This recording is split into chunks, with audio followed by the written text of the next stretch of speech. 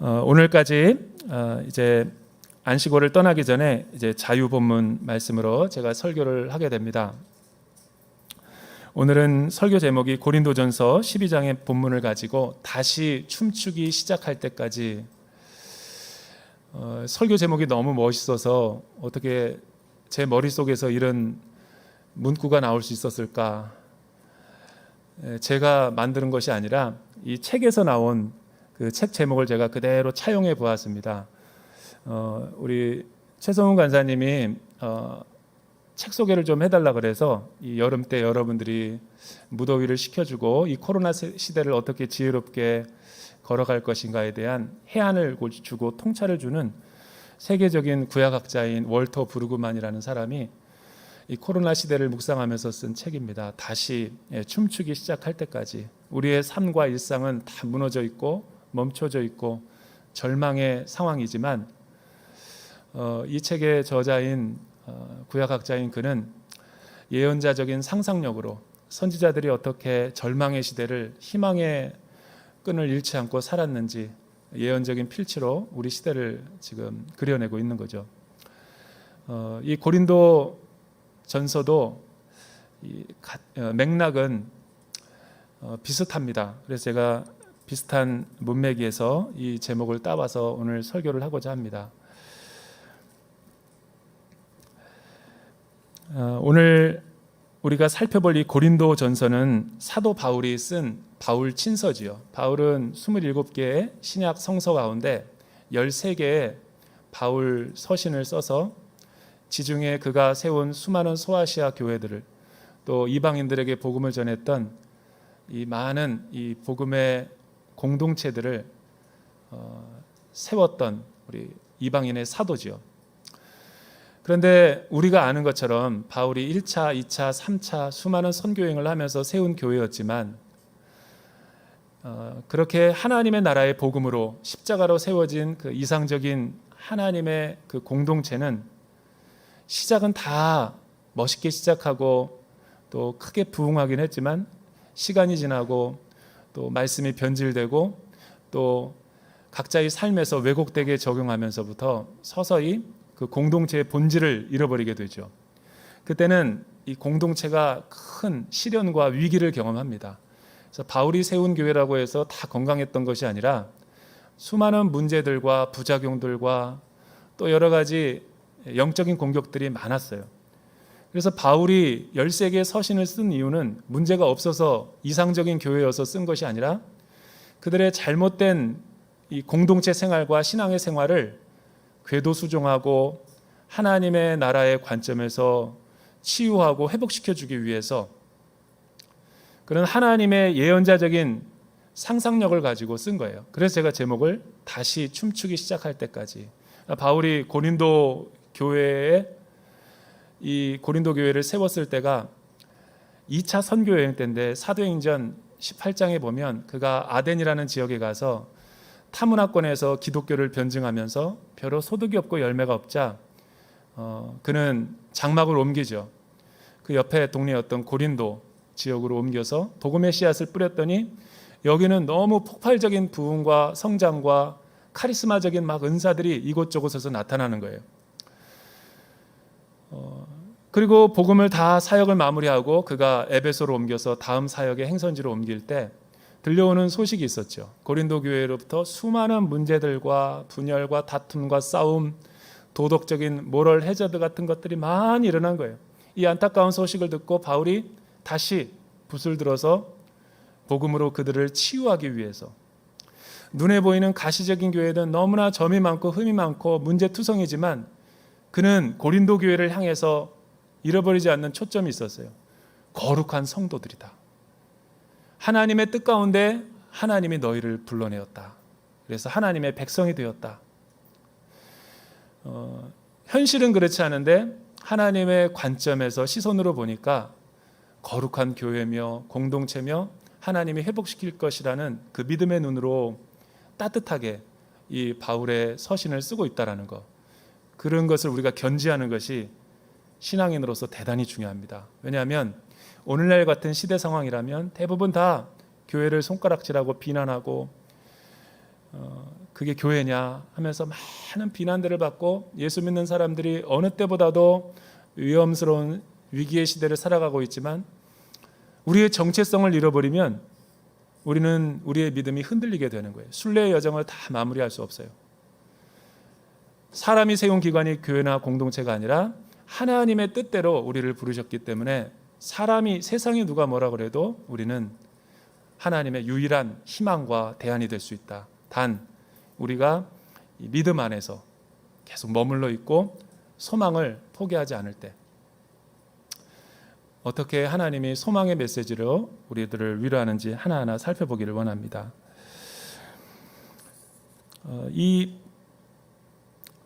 바울은 특별히 고린도전서에서 세 가지에 대한 이 혼란과 문제점들을 바로잡아주고 있어요. 고린도 교회는 너무나 자유분방하고 세속적인 도시였고 개인주의가 고도로 발달된 문명사회였기 때문에 이 교회 공동체에 와서도 세상에서 하던 일을 그대로 행사하려고 하는 사람들이 많았어요. 그러니까 당연히 영적인 일에 대해서 오해를 하죠. 그리고 직분에 대해서도 사역에 대해서도 너무 많은 오해를 하고 있었어요. 그러니까 무질서하고 하나님의 권위를 다 업신여기고 그리고 이 공동체라는 생각을 해보지도 못한 거예요. 다. 그래서 자기 주장만 하고 자기가 옳다 그러고 목소리 큰 사람이 이기고 이런 문제의 고린도 교회에 하나님의 뜻대로 부르심을 받은 거룩한 공동체는 어떤 모습이어야 하는지 무엇이 진정한 공동체인가를 세 가지로 선포해 주고 있어요. 먼저 1절서부터 3절 이 진정한 공동체란 이 영적인 질서가 있는 공동체다. 그렇게 선포하고 있죠. 1절에서부터 3절 우리 같이 한번 읽어볼까요? 시작. 형제들이여 나는 여러분이 성령의 은사들에 대해 모르는 것을 원치 않습니다. 여러분이 잘 알듯이 여러분이 이방 사람이었을 때 여러분은 말 못하는 우상이 이끄는 대로 끌려다녔습니다. 그러므로 나는 여러분에게 알려드립니다. 하나님의 영으로 말하는 사람은 아무도 예수는 저주받은 사람이다 라고 할 수 없고 또 성령으로 말미암지 않고는 예수는 주시다 라고 할 수 없습니다. 여기서 성령의 은사들에 대해 모르기를 원치 않는다. 이게 개역개정에는 신령한 일에 대해 나는 너희가 모르기를 원치 않는다. 신령한 일이라는 것을 영어 성경으로 번역을 하면 spiritual gift, 영적인 선물이라고 번역을 했어요. 그런데 이게 원어에 보면 카리스마타라고 되어 있어요. 카리스마타라는 것은 카리스는 은혜지요. 헬라어로. 그러니까 하나님이 우리를 다 세상에서 자신의 백성으로 삼기 위해서 은혜로 구원을 받게 하시고 불러내시고 하나님의 공동체를 만들게 하셨는데 하나님의 공동체로 모아놨다 그래서 다 하나님 나라가 완성되는 것은 아니에요. 구원받은 사람들이 그 하나님의 공동체를 하나님의 능력으로 세워나가야 되는데 우리에게는 능력이 없죠. 그래서 하나님이 각자에게 하늘로부터 임하는 이 카리스마타, 영적인 선물들을 주세요. 은혜와 영적인 선물은 다른 겁니다. 은혜의 영적인 선물들은 나를 위해서 쓰라고 주는 게 아니에요. 모든 사람들에게 구원받은 사람들은 성령님의 은사가 나타나요. 교회 공동체를 이롭게 하거나 하나님을 위해서 쓰임받도록 예외가 없어요. 없다고 하는 사람은 내가 못 발견했을 뿐이지 기도 많이 하고 더 하나님 앞에 매달리면 하나님이 반드시 은사들을 발견케 하십니다. 그 신령한 은사들의 특징은 뭐냐면 세상에서 내 힘으로 할 때의 은사가 아니에요. 영적인 은사는 하나님이 주시는 은사는 차이가 뭐냐면 지치지 않아요. 내가 성악을 전공했다 그래서 교회에 와서 성가대를 해야 된다라는 것도 아니에요. 내가 회사에서 CEO인데 교회에 와서 장로가 돼야 된다. 그게 아니죠. 내가 세종에서 교사를 하고 있는데 대전에 와서 차세대 교사로 섬기고 싶다가 아니에요. 그렇게 해서 생기는 은사가 아니라 공통될 때도 있겠지만 나는 아무것도 배운 것도 없고 나와 무관한 일인데 예수 믿고 구원받았더니 하나님이 내 은사가 무엇인지를 깨닫게 한 거예요. 그 은사를 가지고 섬길 때는 지치지 않아요. 그리고 기쁨이 충만합니다. 매 학기가 끝나면 저에게 이메일을 주는 성도님들이 많아요. 차세대 교사 그만두겠습니다. 성가대 이제 그만하고 싶어요. 목사님, 제가 순장을 7년째 하고 있습니다. 이제는 내려놔야 될 때도 되지 않았나요? 그렇지 않아요. 다 그런 것들이 아니라 은사는 쓰면 쓸수록 기쁨이 생기고 쓰면 쓸수록 샘솟도 솟아나는 게 은사인 거예요. 한 목사님에게 누가 목사님 병든 몸을 가지고 연약한데 그렇게 무리하게 섬기는 게 교회를 하는 게 힘들지 않나요? 한 목사님이 제일 싫어하는 말이 몸 괜찮으세요? 걱정할 때 그렇게 안 좋아하세요. 왜냐하면 한 목사님은 춤출 것 같은데 24시간 교회만 생각해도 너무 행복하다라는 거예요. 그 은사죠. 그래서 너무 그게 지나쳐가지고 빨간 날이 왜 있는지 모르겠다고. 쉬는 거는 천국 가서 쉬어야지 왜 자꾸만 이 땅 가운데서 휴일 같은 걸 바라냐고. 그게 이제 도가 지나쳐서 그랬던 거지만, 그러나 이제 중요한 포인트는 뭐냐면 기쁨이 있다라는 거죠. 이재훈 목사님이 설교하실 때 되게 힘들겠다 그러지만 반대입니다. 기쁨이 있어요. 오히려 부르심을 받고 은사를 준 사람이 그 은사를 사용을 안 할 때, 땅에다 묻어놓을 때 피폐해져요. 여러분, 성가대 그만둬보세요. 순장 그만둬보셔요. 차세대 교사 그만둬보셔요. 제 말대로. 나중에 깨달을걸요. 그 직분이 나를 믿음을 지켜줬다는 것을. 사실은 내가 그거를 하고 있는 게 아니라 그게 나를 지켜줬던 거예요. 그게 영적인 은사죠.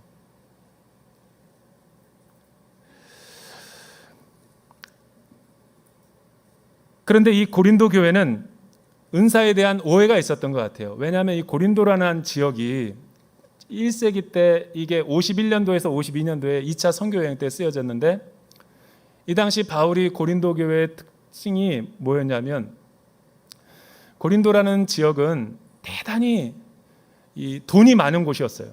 무역이 횡행하고 또 이 항구 도시였기 때문에 굉장히 그 자유분방하고 도덕적으로 타락하고, 이 로마 제국 가운데 가장 이방 신전들 우상 숭배가 많았던 곳이 고린도 지역입니다.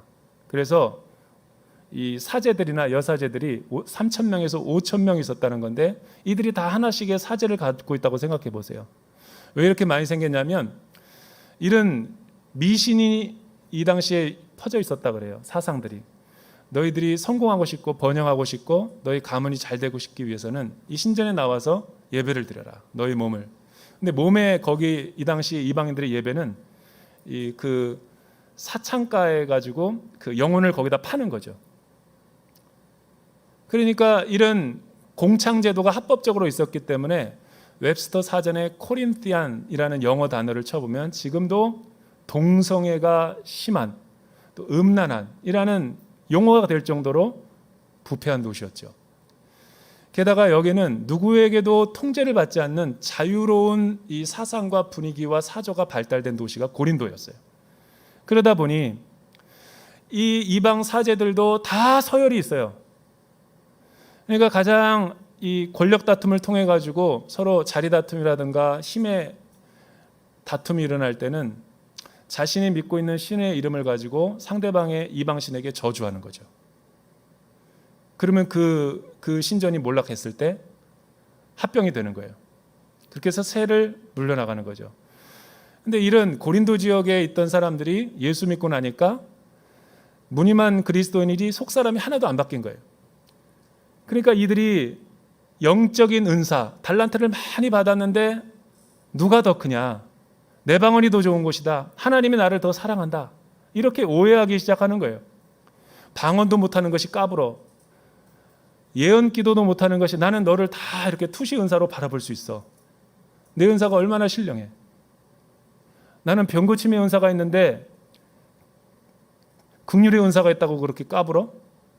이러니까 교회가 거의 풍비박산 나기 일보 직전인 거예요. 바울이 에베소에서 이 말을 듣다가 도저히 안 되게 가지고 형제들이여 나는 너희가 신령한 일에 대해서 모르기 원치 않는다. 영적인 은사에 대해서는 좋다 이거죠. 그러나 하나님이 우리에게 은사를 주신 것은 자신의 목적과 유익을 위해서 준 것이 아니라 공동의 유익, 공동체를 바로 세우기 위해서 하나님 나라의 덕을 세우기 위해서 준 건데 너희의 자랑과 너희의 공로와 의를 그렇게 나타내려고 쓰느냐 책망하고 있는 거죠. 예수를 믿으면 다 누구나 평등한 거예요. 서열이 없고 질서가 없어요. 세상의 공동체와 다르다는 거죠. 그래서 성령으로 말미암지 않고는 누구나 다 예수를 주라고 고백할 수 없다. 우리 중에 누구나 다 예수님을 주라고 고백하지 않는 사람이 어디 있어요. 그래서 믿음 안에서 우리는 한 형제요 한 자매다. 존귀히 여기라는 거죠. 두 번째, 진정한 공동체는 어떤 고백을 하는 공동체입니까? 진정한 공동체는 다양성과 통일성을 인정하는 공동체다. 우리 4절에서부터 7절 말씀 같이 읽어볼까요? 4절에서 7절 시작. 은사는 여러 가지나 성령은 같습니다. 직분상 맡은 임무는 여러 가지나 섬기는 주는 같습니다. 사역은 여러 가지나 모든 사람 안에서 모든 일을 행하시는 하나님은 같습니다. 각 사람에게 성령을 나타내시는 것은 성도 공동의 유익을 위한 것입니다. 여기서 보면 재미있는 구절은 교회는 공동체라는 것은 다 똑같은 말을 해야 되는 것이 교회가 아니에요. 그렇다고 해가지고 교회가 다 틀린 말만 하는 것도 아니에요. 과일 가게와 같은 거죠. 청과산 과일 가게를 바나나만 팔아가지고 과일 가게입니까? 파인애플도 있고 망고도 있고 사과도 있고 배도 있고 다 통전적으로 볼 때 그거를 과일 가게라고 하는 것이, 하나님이 은사를 받게 하시면 우리 은사가 다 예배하는 사람만 은사를 세워요? 다 가르치는 은사만 줘요? 다 예언자들 말하는 사람만 줘요? 우리 온몸의 기관이 다 입이어 봐요. 괴물이지. 그로테스크한 거죠. 혐오죠, 혐오. 제일 하나님이 기뻐하지 않는 교회가 전체주의로, 집단주의로, 군대 문화로 만들어버리는 거. 그건 하나님의 창조의 영이 없는 거예요. 하나님은 그런 이렇게 획일화된 집단을 기뻐하지 않습니다. 우리를 다양하게 부르셨기 때문에 그 다양한 창조의 영이 다 역동적으로 나타나기를 원하는 거예요. 다양성도 있어야 되지만, 그러나 이 다양성이 자유주의를 말하는 게 아니에요. 권위의 질서. 우리의 몸이라 그러면 머리가 통제기관이죠. 권위 아래, 하나님 말씀 아래서 권위자 아래에 있을 때 이게 한 몸과 다양성과 통일성을 이루는 공동체가 되는 거죠. 그래서 바울은 예로 드는 게 교회의 구조 가운데 세 가지를 예를 들어요. 은사, 직분, 사역. 강조하려는 그 포인트가 뭐냐면 다양성이에요. 자꾸만 다양성을 강조하는 거죠. 너희의 다양성을 다 하나님이 주신 거다. 여러 가지나. 그런데 여기서 끝나는 것이 아니라 끝에 삼위일체 하나님의 각 위격을 통해 가지고 이 권위를 나타내죠. 은사는 여러 가지나 그 은사가 누가 준 거냐면 성령님으로부터 나온 거라는 거예요. 성령 하나님. 은사가 많은 것은 직분이 다양하다라는 거죠. 사도도 있고 예언자도 있고 가르치는 자도 있고 교사도 있고 뭐 다양한 주방에서 봉사하시는 분들도 있고, 이 직분은 주님, 성자 예수님으로부터 구원의 능력으로부터 임한 거라는 거예요. 그리고 사역, 직분이 많으니까 사역도 여러 가지겠죠. 시대의 변화에 따라서 교회는 다양한 사역을 해야 되기 때문에 다양한 사역들이 주어질 수가 있는데, 그 사역을 모든 사람들에게 계시하시고 나타내시는 이는 성부 하나님이라는 거예요.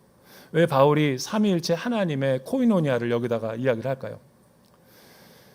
여러분, 창세기에 보면 7일 동안 하나님이 모든 만물을 창조하시고 소감을 딱 말했어요. 토부, 모든 것이 보시기에 좋았다. It was very good. 너무 좋았다. 감탄을 하시고 경탄을 하셨어요. 그런데 아담이 피조 세계에 이름을 짓는 장면을 보고 혼자 그 일을 땀 흘리면서 노동하는 걸 보며 좋지 않았다라고 말했어요. 유일하게 좋지 않았다. 근데 그 좋지 않았다라는 것이 하나님의 창조의 실력이 결핍되어 있고 불완전했다라는 걸 말하는 게 아니죠. 그 보시기에 좋지 않았다라는 것은, 외로움과 고독을 혼자 있는 것이 좋지 않게 여겼던 것은, 하나님의 본성이, 엘로힘 하나님이 새 위격이지만 동일 본성을 가지신 삼위일체 하나님이시기 때문에, 공동체의 하나님이시기 때문에, 여러분, 누가 위고 누가 아래인 게 아니에요. 다양성과 통일성이 코이노니아 안에 있는 거예요. 코이노니아라고 하는 뜻이 뭐냐면 공동 소유를 한다라는 거죠.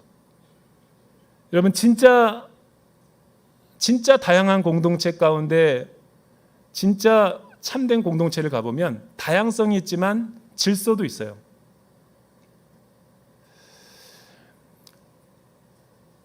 하나님은 스스로가 다 섬기는 영이시며 상호 내주하시며 서로 공유하시고 소유하시고 소통하시고 서로를 다 존중하고 서로를 다 배려하고 찬란한 그 영광의 그 비춤 가운데 이 세상에 한 번도 알 수 없는, 우리 세상에는 존재하지 않는 완전한 이 연합의 공동체 모습이 하나님은 우리 하나님이신 거죠. 그 하나님이 우리 세계를 창조했기 때문에 하나님이 원하시는 가장 이상적인 모습은 혼자 하는 게 아니에요. 개인주의적으로 살아가는 것을 기뻐하지 않습니다. 같이 하는 걸 좋아하는 거예요. 그래서 하나님은 하나님과의 그 인간과의 관계, 죄가 들어오고 나서 하나님과의 관계가 소외가 되기 시작했죠. 자꾸만 혼자 있으려고 그러는 거예요. 죄의 특징은 뭐냐면 개인주의예요. 그리고 인간과 인간의 관계도 파괴되는 거예요. 조금만 틀리고 조금만 안 맞으면 가시도 치는 말하고 헤어져요. 또 다른 사람이랑 만나고, 쉽게 만나지만 쉽게 만나는 사람은 쉽게 헤어져요. 그리고 또 인간이 소외됐기 때문에 인간과 창조의 세계 피조물들도 다 소외시켜버렸어요. 무분별하게 남획하고 무분별하게 훼손하고 기후변화 위기가 다 그거죠. 코로나의 역습을 받는 게 우리가 다 그런 죄의 씨앗을 심어놓은 거예요. 홀로 있기 좋아하는, 나 중심적이고 군림하고 내가 최고다라고 하는 잘못된 인본주의적인 사상이 교회 공동체 안에 오면 이런 공동체성을 파괴시키는 거예요. 하나님의 영은 반대예요. 그래서 은사와 직분도 사역도 다 다양하지만 거기에는 통일성이 반드시 있다는 거예요. 왜? 그 은사와 모든 직분은 나를 위해서 존재하는 게 아니라 하나님의 영광과 하나님의 나라의 덕을 위해서 세움을 받기 때문에.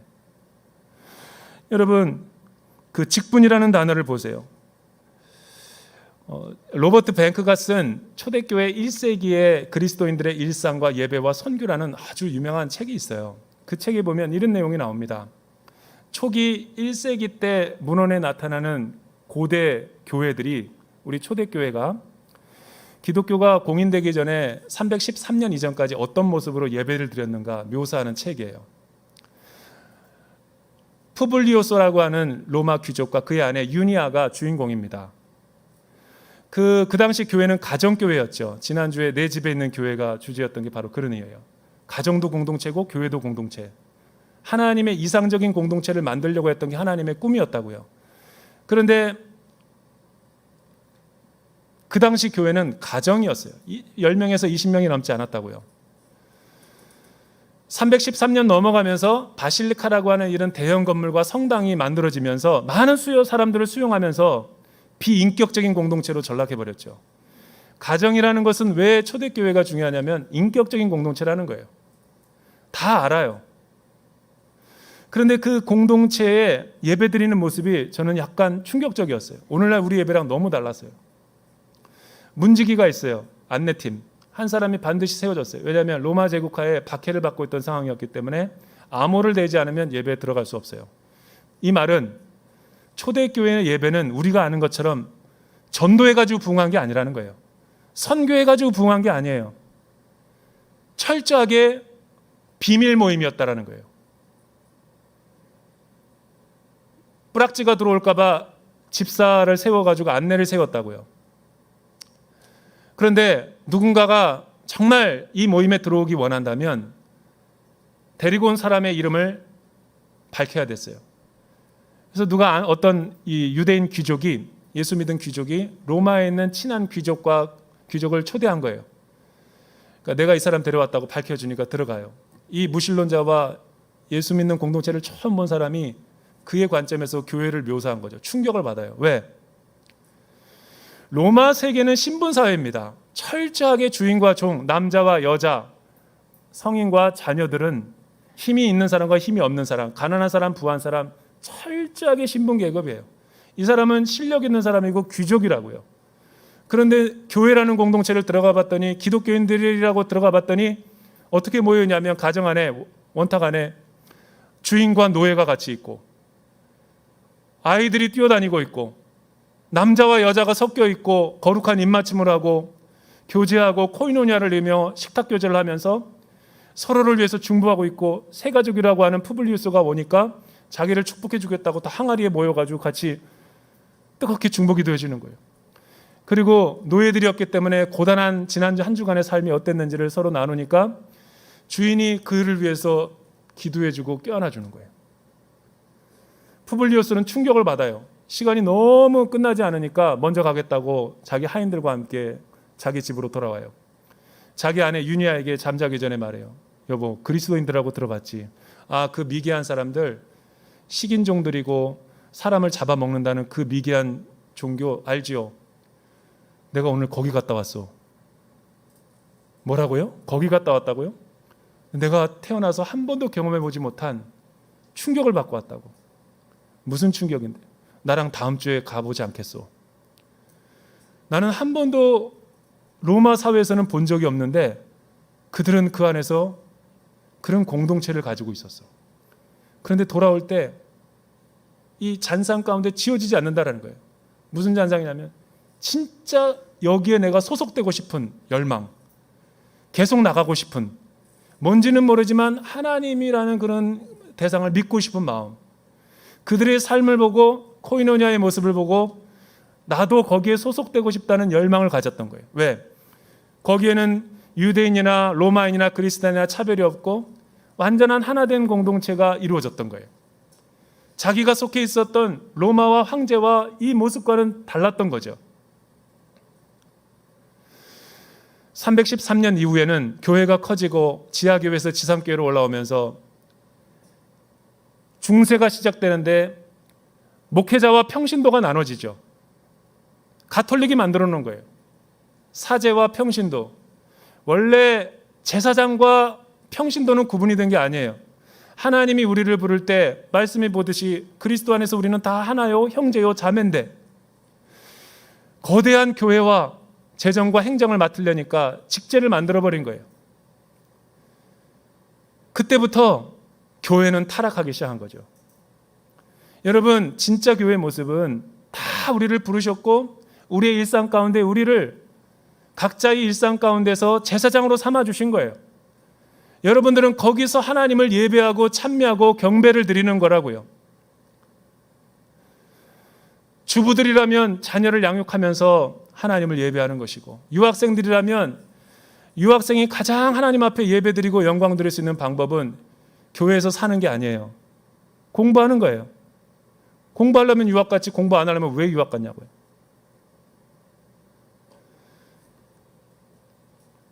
직분과 은사와 사역이 다를 뿐이지 기능이 다른 거지 저와 여러분 하나라고요. 하나님이 왜 이 코로나 기간에 우리 교회에게 메시지를 주시는 것일까? 공동체 형성을 잃어버렸어요. 우리도 다 획일화돼 버렸고 제도화돼 버렸어요. 이거를 지금 하나님께서 수술하고 있는 거라고 나는 봐요. 첫 번째 코로나 메시지는 가정으로 돌아가라는 메시지고, 두 번째는 교회 진실된 공동체의 영성을 회복하라는 거예요. 천안제작교회라는 곳에 간증을 들어본 적이 있어요. 천안제작교회 장한수와 박선영이라는 성도님이 계세요. 우리식으로 말하면 그분들은 순장이에요. 그들이 하고 있는 직업은 뭐냐면 그 지역사회에서 아주 외진 지역인데 중국집을 하면서 먹고 사는 사람들이에요. 이분들의 예수 믿고 나서 구원받고 나서 이들은 교회에 소속되면서 늘 하나님과 교제하는 기쁨이 충만했던 부부예요. 그렇게 많은 돈도 있지 않지만 일하면서 늘 하나님이 나와 함께 하신다는 그런 믿음을 가지고 살아가시는 분들이에요. 그런데 그분들의 원칙이 뭐냐면 새벽에 일어나서 장을 본다는 거예요. 남들보다 가장 신선한 채소, 제값을 주더라도 좋은 것을 사서 손님들의 먹일 때 손님들에게 파는 게 아니라 하나님에게 바치듯이 예배하듯이 손님들에게 짜장과 짬뽕을 판다라는 거예요. 그래서 이 가게는 희한하게 3시면 다 동이 나버려요. 그리고 철칙이 있는데 음식을 재탕하지 않고 재료가 다 마감이 되면 더 이상 팔지 않는다. 일반 중국집은 9시까지 배달까지 하면서 다 돈을 벌어야지 메꿔지는데 희한하게 3시면 다 동이 나버려요. 너무 사람들이 많이 오니까. 그리고 곱빼기를 시켜도 그대로 값만 받아요. 서비스가 많아요. 그러니까 충성 고객들이 넘쳐나는 거죠. 더 특이한 거는 주말엔 장사를 안 해. 왜 주말을 장사를 안 하냐면 교회에서 자기를 갖다가 순장을 시켜준 거예요.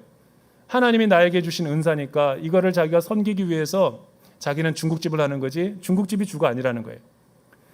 그래서 순원들과 많은 교회들을 섬기기 위해서 선교지 15개와 개척교회 하나를 이 순에서 섬기는 거예요. 놀랍지 않아요? 크기도 크지 않은 교회인데. 그런데 하나님이 넘치도록 물질을 부어주니까 그 번 물질을 가지고 다 하나님의 나라를 위해서 쓰는 거예요. 여기는 그만 오라고 그래도 이 순에 다 미워오는 거예요. 사람들이. 더 놀라운 사실은 예수 믿지 않는 사람들이 이 가게에 왔다가 이 순에 들어오는 거예요. 주말에 술 장사 안 하고 주말에 팔지 않으면 사람들이 욕합니다. 장사 안 돼요. 불매운동 벌인다고요. 근데 그 간판에 허름한 지역에 크게 써놨어요. 주 예수를 믿으라. 그리하면 너와 내 집이 구원을 얻으리라. 보통 이렇게 얘기하면 요즘 시대에 욕먹습니다. 이기적인 사람, 배타적인 사람. 근데 그 지역 마을 사람은 하나도 욕 안 한대요. 너무나 그 부부가 장한수 박선영이 훌륭하니까. 제가 이 간증을 듣고 참 너무 많은 은혜를 받았어요. 이게 교회구나. 그분은 목회를 하는 거예요. 그게 예배라고요. 그게 하나님이 우리를 부르심의 은사대로 세우신 자기 영역에서의 제사장인 거예요. 종교개혁 루터가 이거를 개혁하려고 했던 거죠. 그런데 말씀의 복음의 능력을 회복했지만 이 신분의 차이를 극복하는 데 실패했어요. 그러니까 오늘날 한국교회가 이렇게 유교적이고 권위주의적이고 군림하려고 그러고 섬김을 받으려고 그러고 하나님이 이거를 회복하지 않으면 다음 세대는 다 떠나갑니다. 다음 세대가 제일 싫어하는 게 권위주의예요. 90년대생들이 온다 베스트셀러를 읽어보니까 그들의 특징을 부족사회라고 그래요. 부족사회. 그들의 부족사회가 왜 오늘날 현대의 상징이 됐을까? 도시 부족사회. 왜냐하면 이들은 자기 취미, 관심, 자기가 좋아하는 것을 추종하고 거기에 SNS에 가입해가지고 그들의 팬덤을 이룬대요. 그리고 그 이용 가치가 끝나면 탈퇴하고 또 다른 데로 가고 그게 그들의 부족이라는 거예요. 그런데 이 부족이 뭐를 나타내겠어요? 역설적으로 표현하면 공동체에 소속되고 싶은 열망을 나타낸 거 아니에요? 세상의 공동체는 그런 거 없습니다. 이용해 먹고 버리고 헤어지고 깨어지고 이기적으로 살지. 누가 섬기려고 해요? 그런데 진짜 공동체는 교회인 거예요. 그래서 푸블리우스와 유니아가 속하고 싶은 거예요. 장한수, 박선영 공동체에 나도 속하고 싶다라는 거죠. 그 공동체를 경험하는 사람들은 세상에서 방황하지 않아요. 왜? 진짜 공동체가 여기 있는데 어딜 가서 하나님의 임재가 여기 있는데 교회 안에만 있는 것이 아니라 그래서 사회적 거리두기는 잘못된 말인 거예요. 물리적 거리두기지 신체적 거리두기지 우리의 마음과 영혼이 하나님에서 우리 공동체에서 멀어지게 한다라는 잘못된 오해를 부를 수 있는 용어인 거예요. 진짜 공동체는 소속되고 싶은 거예요. 소속감을 갖게 하는 거라고요. 그래서 8절에서부터 이 13절에 보면은 13절 마지막 절 보십시오.